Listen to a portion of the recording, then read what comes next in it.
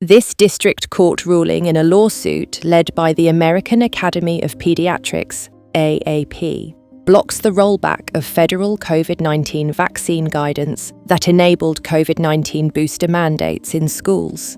It does not itself impose school mandates, but it revives the federal recommendations that many states previously relied on when designing school entry booster requirements. The order halts HHS from shrinking the childhood schedule from 17 to 11, including COVID-19 shots, and pauses recent ACIP changes. It effectively restores the prior administration's vaccination schedule, resulting in dozens of immunizations for children. See the upcoming video. The ruling affects federal guidance rather than creating any new compulsory rules. This matters because school systems often treat CDC guidance as the scientific foundation for vaccination rules. Keeping the prior federal recommendation intact strengthens legal defensibility where local law allows mandates, while ultimate authority over school entry requirements remains local.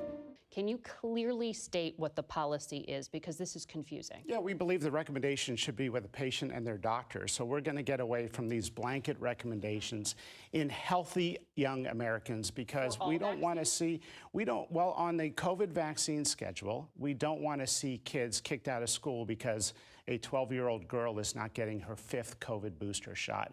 We don't see the data there to support a young, healthy child getting a repeat infinite annual COVID vaccine.